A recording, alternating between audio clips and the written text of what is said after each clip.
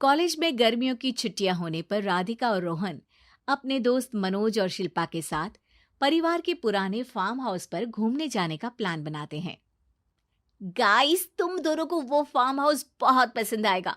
बचपन से ही वो मेरी और रोहन की सबसे पसंदीदा जगह रही है।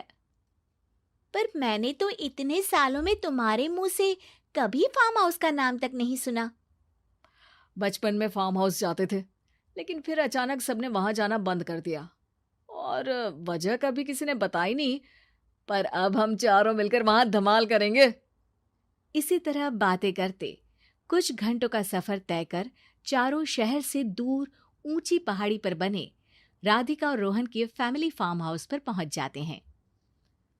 वाह यार, ये तो बड़ा ही सुंदर है।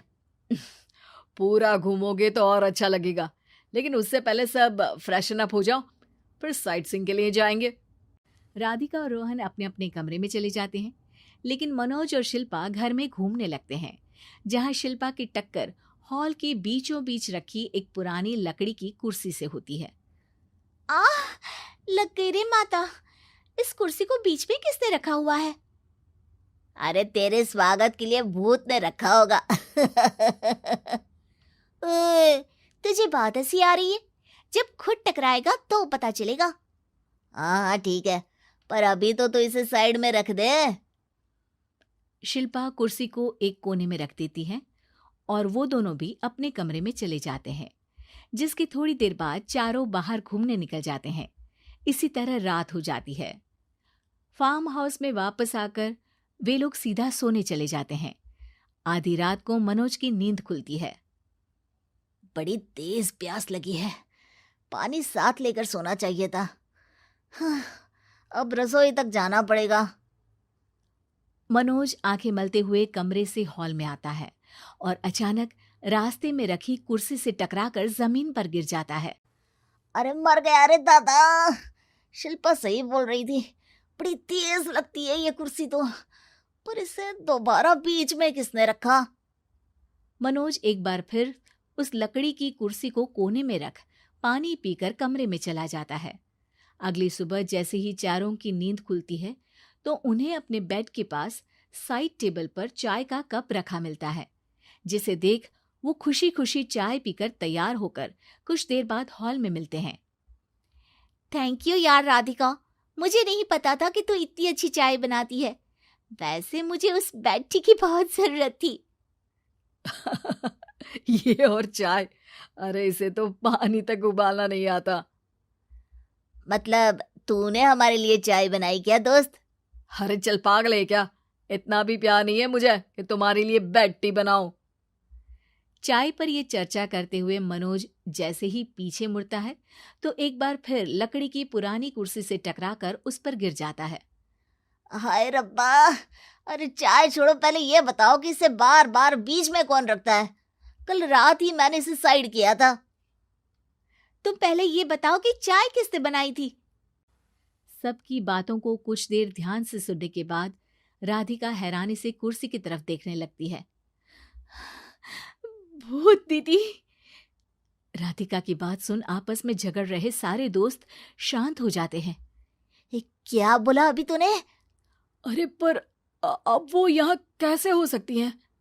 क्यों नहीं हो सकती?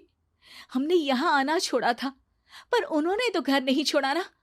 और याद करो, ऐसे बेड के पास कप रखना और कुर्सी को कमरे के बीच में रखना, ये सब वही तो करती थी। ये तुम दोनों किसकी बात कर रहे हो? अरे जो भी हो, कुछ अच्छा तो बिल्कुल नहीं लगता। अब देखो, डरने की कोई जरूरत नहीं है। वो सालों से इस घर में रहने वाली भूत दीदी है। वो बचपन से ही हमारे यहाँ आने पर एक बड़ी बहन की तरह हम दोनों का ख्याल रखती हैं। ओए, पगला गया है क्या? शिल्पा, मुझे यहाँ नहीं रहना, तू भी मेरे साथ ही चल। ये दोनों तो पागल हो गए हैं। जहां मनोज डर से वापस जाने की बात कर रहा होता है, वहीं शिल्पा अपने फोन में बिजी होती है।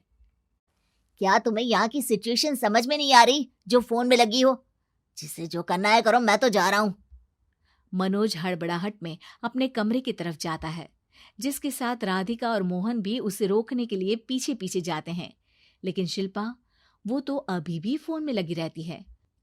कुछ देर बाद जब वो तीनों दोबारा हॉल में वापस आते हैं तो शिल्पा को सबके पैक्ड बैग्स के साथ देखकर हैरान रह जाते हैं। ये सब क्या है शिल्पा? यहाँ हम इसे समझा रहे हैं और तुम हमारे बैग्स भी पैक कर कर लेकर आई। अरे आखिर में फोन से बाहर निकलकर कुछ किया तो सही इसने। दोस्तों देखो, कल से हम यहाँ हैं। भूत दीदी ने कुछ किया नहीं ना? फिर डर क्यों रहे हो? 4 दिन और रुकोगे तो पता चलेगा कि क्या होगा। मतलब? इस पर शिल्पा उन तीनों को फार्म हाउस से बाहर लाकर फोन में पुरानी न्यूज का आर्टिकल दिखाती है।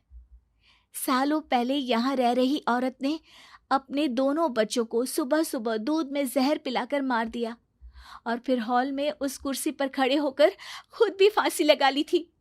तुम्हारी बातों से मुझे इस केस की याद आ गई। गूगल किया तो पता चला कि ये वही फार्म हाउस है। अभी भी यहाँ रहना चाहते हो जिससे कुछ दिनों में वो सबको थोड़ा थोड़ा जहर देकर मार दे? अरे पर ये दोनों तो बचपन से यहाँ आ रहे हैं, फिर इन्हें अभी तक कुछ क्यों नहीं हुआ? वो तो पापा बताते हैं कि हम आते थे। हाँ, और मुझे भी एक बार का ही याद है। वाह, और कहानियां तो ऐसे सुना रहे थे जैसे सदियों से यहीं रहते हो। तीनों ये बात कर ही रहे होते हैं कि अचानक फार्म हाउस में से एक आवाज सुनाई देती है। मैं यहाँ किसी को जिंदा नहीं रहने दूंगी, किसी को नहीं। बस ये सुनने की देर ही होती है कि चारों डर से कांपते हुए तुरंत कार में बैठकर वहां से भाग जाते हैं।